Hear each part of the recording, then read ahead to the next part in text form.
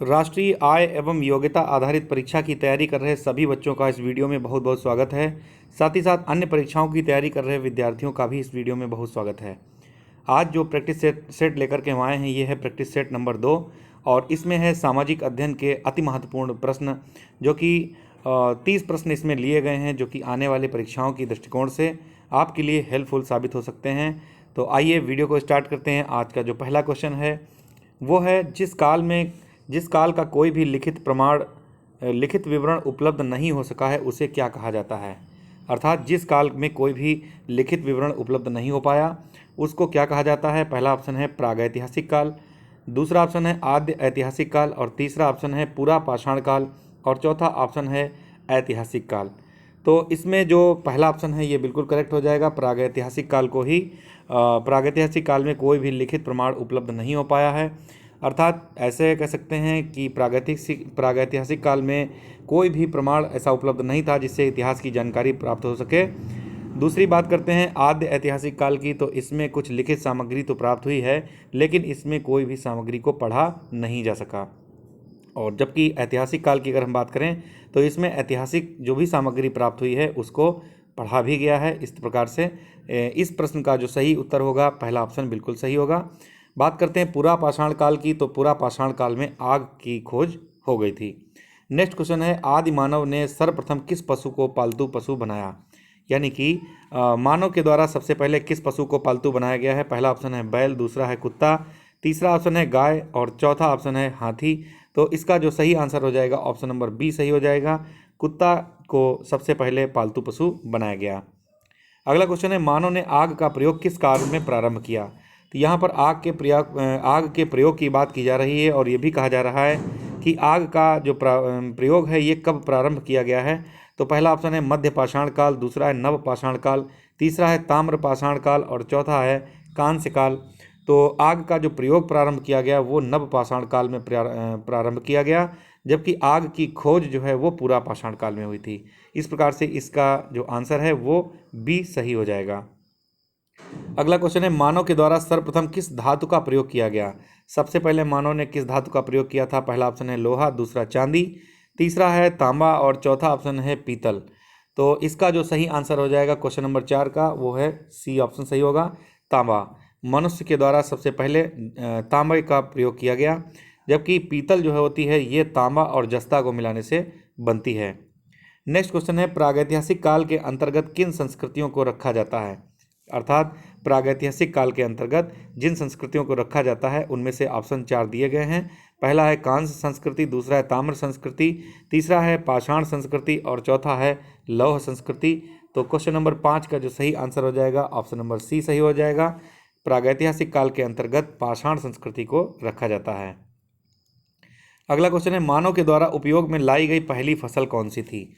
यानी कि सबसे पहले मानव के द्वारा कौन सी फसल का प्रयोग किया गया था। पहला ऑप्शन है चावल, दूसरा है जौ, तीसरा है गेहूं और चौथा ऑप्शन है ये सभी। तो इसका जो सही आंसर हो जाएगा ऑप्शन नंबर बी सही होगा। सबसे पहले मानव के द्वारा जौ का प्रयोग किया गया था। अगला क्वेश्चन है, मानव खाद्य पदार्थों का उत्पादक एवं उपभोक्ता कब बना। सबसे पहले मानव जो भी खाद्य पदार्थ हुआ करते थे उनका उत्पादक एवं उपभोक्ता कब बना। पहला ऑप्शन है मध्य पाषाण काल, दूसरा है ताम्र पाषाण काल, तीसरा है नव पाषाण काल और चौथा ऑप्शन है इनमें से कोई भी नहीं। तो इसका जो सही आंसर हो जाएगा ऑप्शन नंबर सी सही हो जाएगा। नव पाषाण काल में मानव खाद्य पदार्थों का उत्पादक भी बना और उसका उपभोक्ता भी बना। अगला क्वेश्चन है, निम्न में से कौन पुरातत्ववेत्ता हड़प्पा के उत्खनन से संबंधित हैं। यानी कि हड़प्पा की खोज किसके द्वारा की गई थी। तो पहला ऑप्शन है दयाराम साहनी, दूसरा है वी डी शर्मा, तीसरा है आर एस बिष्ट और चौथा ऑप्शन है बी बी लाल। तो इसका जो सही आंसर हो जाएगा ऑप्शन नंबर ए सही हो जाएगा। दयाराम साहनी के द्वारा 1921 में सबसे पहले हड़प्पा नामक जगह की खुदाई कराई गई थी। साथ ही साथ बात करें हड़प्पा के बाद में तो मोहनजोदड़ो की खुदाई राखाल दास बनर्जी के द्वारा 1922 में कराई गई थी। अगला क्वेश्चन है, सिंधु घाटी सभ्यता मानव इतिहास के किस काल से संबंधित है। जो सिंधु घाटी सभ्यता थी ये किस काल से संबंधित है। पहला ऑप्शन है प्रागैतिहासिक काल, दूसरा है आद्य ऐतिहासिक, तीसरा है ऐतिहासिक काल और चौथा ऑप्शन है इनमें से कोई भी नहीं। तो इसका जो सही आंसर हो जाएगा आद्य ऐतिहासिक काल से संबंधित है सिंधु घाटी सभ्यता। अगला क्वेश्चन है, हड़प्पा के स्थलों में कांस्य नर्तकी यानी कांसे की नर्तकी जो है इसकी मूर्ति कहाँ से प्राप्त हुई है? पहला ऑप्शन है हड़प्पा, दूसरा है कालीबंगा, तीसरा है चनहुदड़ो और चौथा ऑप्शन है मोहनजोदड़ो। तो इसका जो सही आंसर हो जाएगा ऑप्शन नंबर डी सही हो जाएगा। मोहनजोदड़ो से कांस्य नर्तकी की मूर्ति प्राप्त की गई है। मोहनजोदड़ो की अगर बात करें तो ये सिंधु नदी के किनारे है, जबकि कालीबंगा जो है ये घग्गर नदी के किनारे है और हड़प्पा रावी नदी के किनारे स्थित है। कालीबंगा की अगर बात करें तो ये राजस्थान में स्थित है, जबकि मोहनजोदड़ो जो है पाकिस्तान में है। और इस तरीके से इस प्रश्न का जो सही आंसर हो जाएगा ऑप्शन नंबर डी सही हो जाएगा। अगला क्वेश्चन है, निम्नलिखित में से कौन सा कथन असत्य है, यानी कि कौन सा कथन इनमें से गलत है? तो पहला ऑप्शन देखते हैं, कालीबंगा से जुते हुए खेत का साक्ष्य मिला है, बिल्कुल सही बात है। कालीबंगा राजस्थान से जुते हुए खेतों का साक्ष्य मिला है, ये बात बिल्कुल सही है। दूसरा ऑप्शन है, सिंधु घाटी की लिपि की सूचना मोहरों से प्राप्त होती है, ये भी बात बिल्कुल सही है कि जो सिंधु घाटी की लिपि थी उसकी सूचना मोहरों से प्राप्त होती है। तीसरा है, सुरकोतला से घोड़े के अवशेष प्राप्त हुए हैं, अर्थात घोड़े की जो अस्थियां हैं ये सुरकोतला नामक स्थान से प्राप्त हुई हैं, तो ये भी कथन बिल्कुल सही है। और इनमें से जो चौथा ऑप्शन है, सिंधु घाटी सभ्यता से गाय अंकित मोहरें सबसे कम संख्या में प्राप्त हुई हैं, ये ऑप्शन जो है ये जो कथन है ये सत्य नहीं है, अर्थात ये ऑप्शन सही माना जाएगा। तो आपसे पूछा गया था कि इनमें से कौन सा असत्य है, यानी कि कौन सा कथन जो है वो गलत है, तो डी वाला जो ऑप्शन है ये गलत है। अगला क्वेश्चन है, प्रसिद्ध पशुपत की मोहर कहाँ से प्राप्त होती है? प्रसिद्ध जो पशुपत की मोहर है कहाँ से मिली है? पहला ऑप्शन है हड़प्पा से, दूसरा है लोथल से, तीसरा है मोहनजोदड़ो से और चौथा है रंगपुर से। तो इसका जो सही आंसर हो जाएगा ऑप्शन नंबर सी से सही होगा, और मोहनजोदड़ो से ही जो है पशुपत शिव की मोहर प्राप्त हुई है। अगले क्वेश्चन की तरफ चलते हैं। नेक्स्ट क्वेश्चन है, सिंधु सभ्यता में गोदीवाड़ा का साक्ष्य कहाँ से प्राप्त होता है? तो गोदीवाड़ा का साक्ष्य जो होता है ये प्राप्त होता है लोथल से, तो इस तरीके से ऑप्शन नंबर इसका डी सही हो जाएगा। और लोथल था ये एक बंदरगाह था, जबकि जो धौलावीरा है ये गुजरात का क्षेत्र है। नेक्स्ट क्वेश्चन है, सिंधु सभ्यता में विशाल अन्नागार कहाँ से प्राप्त हुआ है? विशाल अन्नागार जो है प्राप्त हुआ है, पहला ऑप्शन है हड़प्पा, दूसरा है मोहनजोदड़ो, तीसरा ऑप्शन है राखीगढ़ी और तीसरा ऑप्शन है सुतका गेंडोर।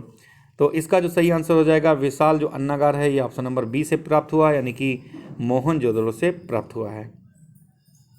अगला क्वेश्चन है, निम्नलिखित में से कौन सा कथन जो है, कौन सा जो ऑप्शन है ये असत्य है यानी कि गलत है? पहला ऑप्शन है हड़प्पा सिंधु नदी के किनारे स्थित है, ये बिल्कुल गलत है, क्योंकि हड़प्पा जो है रावी नदी के तट पर स्थित है। तो इस प्रकार से कौन सा असत्य पूछा जा रहा है, तो यही वाला असत्य है, ऑप्शन नंबर ए सही हो जाएगा। दूसरा ऑप्शन देख लेते हैं, मोहनजोदड़ो सिंधु नदी के किनारे स्थित है, बिल्कुल सही है। कालीबंगा राजस्थान में है, घग्गर नदी के किनारे स्थित है। और आलमगीरपुर जो है उत्तर प्रदेश में हिंडन नदी के किनारे स्थित है। ये तीनों ऑप्शंस जो है इसके करेक्ट हैं। तो इस तरीके से जो असत्य पूछा गया है तो पहला ऑप्शन इसका सही माना जाएगा। अगला क्वेश्चन है, भारत में मूर्ति पूजा का आरंभ कब से माना जाता है? तो भारत में जो मूर्ति पूजा का आरंभ है ये पहला ऑप्शन है सिंधु सभ्यता से, दूसरा ऑप्शन है वैदिक सभ्यता से, तीसरा ऑप्शन है मौर्य काल से, या फिर चौथा ऑप्शन है गुप्त काल से माना जाता है। तो मूर्ति पूजा का आरंभ जो होता है ये गुप्त काल से माना जाता है। तो इस तरीके से इसका ऑप्शन डी सही हो जाएगा। अगला क्वेश्चन है, ऋग्वैदिक आर्य किसकी पूजा करते थे? तो ऋग्वैदिक जो आर्य थे वो किसकी पूजा करते थे? पहला ऑप्शन है प्रकृति की, दूसरा है गाय की, तीसरा है वृक्ष की और चौथा है माता की। तो इसका जो सही आंसर हो जाएगा ऑप्शन नंबर ए सही हो जाएगा। ऋग्वैदिक आर्य लोग जो थे वो प्रकृति की पूजा किया करते थे। नेक्स्ट क्वेश्चन है, आर्य भारत में सबसे पहले कहाँ पर आकर के बस गए थे? आर्य सबसे पहले भारत में कहाँ पर आकर बसे थे? पहला है सप्त सैंधव प्रदेश, दूसरा है नर्मदा घाटी, तीसरा है यमुना और चौथा ऑप्शन है उपरोक्त सभी। तो इसका पहला आंसर सही हो जाएगा। आर्य लोग भारत में सबसे पहले सप्त सैंधव प्रदेश में आकर के बसे थे। अगला क्वेश्चन है, आर्यों का मूल निवास स्थान क्या था? इनमें से जो है मूल निवास स्थान आर्यों का क्या था? पहला ऑप्शन है उत्तरी यूरोप, दूसरा है एशिया माइनर और तीसरा ऑप्शन है भूमध्य सागरीय तट, चौथा है सप्त सैंधव प्रदेश। तो आर्यों का जो मूल निवास स्थान था वो था एशिया माइनर, यहाँ से ही आर्य लोग आए थे और कहाँ आकर के स्थापित हुए थे? तो सप्त सैंधव प्रदेश में रुके थे। अगला क्वेश्चन है, गायत्री मंत्र संबंधित है। गायत्री मंत्र कहाँ से संबंधित है यानी कि किस ग्रंथ से लिया गया है? तो पहला ऑप्शन इसका करेक्ट हो जाएगा, ऋग्वेद से ही लिया गया। यहीं ऋग्वेद में ही एक उपनिषद है जिसका नाम है मुंडक उपनिषद, यहीं से ये गायत्री मंत्र लिया गया है। अगले क्वेश्चन की ओर चलते हैं। अगला क्वेश्चन है, सत्यमेव जयते कहाँ से लिया गया है? तो सत्यमेव जयते जो है ये मुंडक उपनिषद से लिया गया है। ऑप्शन नंबर बी इसका करेक्ट हो जाएगा। और यहाँ पर जो क्वेश्चन था ये था गायत्री मंत्र किससे संबंधित है, तो इसमें हमने आपको बता दिया था मुंडक उपनिषद, ये गलत हो गया है। इसका जो सही आंसर है ऋग्वेद है। तो ऋग्वेद सबसे प्राचीन ग्रंथ भी है और इसी प्रकार से गायत्री मंत्र जो है ये सूर्य की उपासना यानी सविता से संबंधित है। तो इसका ऑप्शन जो है ए सही होगा।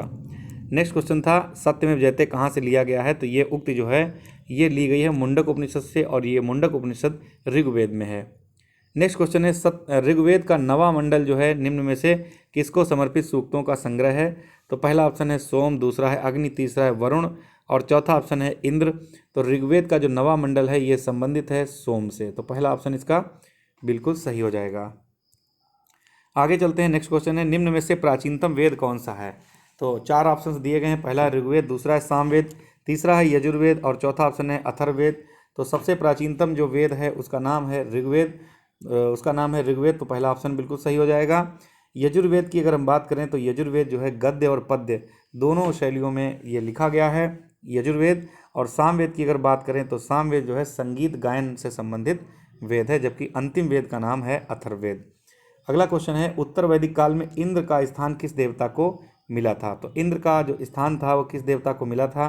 पहला ऑप्शन है वरुण, दूसरा है प्रजापति, तीसरा है विष्णु और चौथा ऑप्शन है महेश को मिला था। तो इसका जो सही आंसर हो जाएगा ऑप्शन नंबर बी सही हो जाएगा, प्रजापति।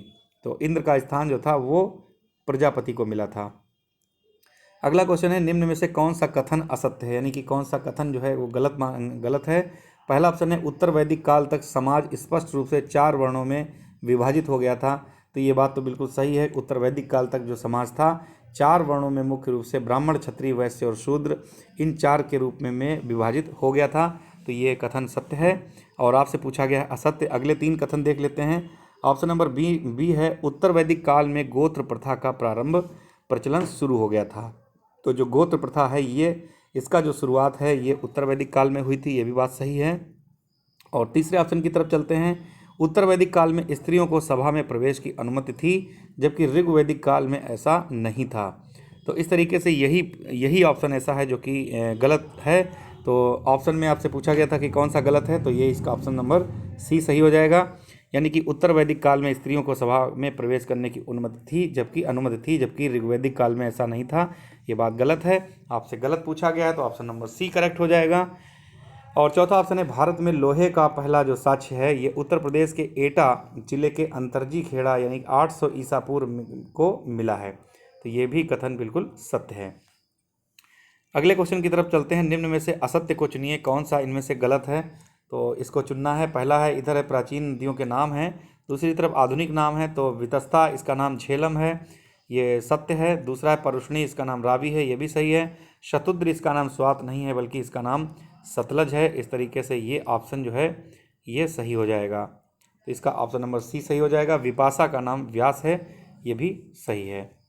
नेक्स्ट क्वेश्चन है किस वेद की रचना गद्य एवं पद्य दोनों में की गई है, तो गद्य एवं पद्य दोनों में जो रचना की गई है उसके बारे में बता चुके हैं आपको, ऑप्शन नंबर बी सही होगा, यजुर्वेद।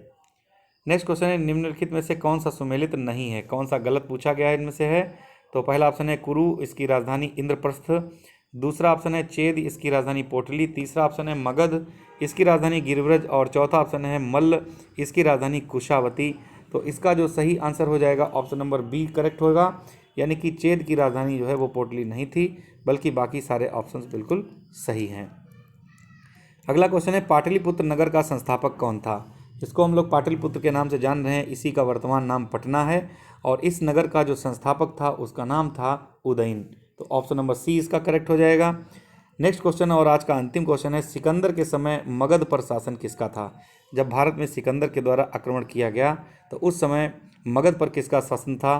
4 ऑप्शन दिए गए हैं। पहला है महापद्म नंद, दूसरा है घनानंद, तीसरा है चंद्रगुप्त मौर्य और चौथा ऑप्शन है पोरस। तो इसका जो सही आंसर हो जाएगा ऑप्शन नंबर बी सही हो जाएगा, घनानंद।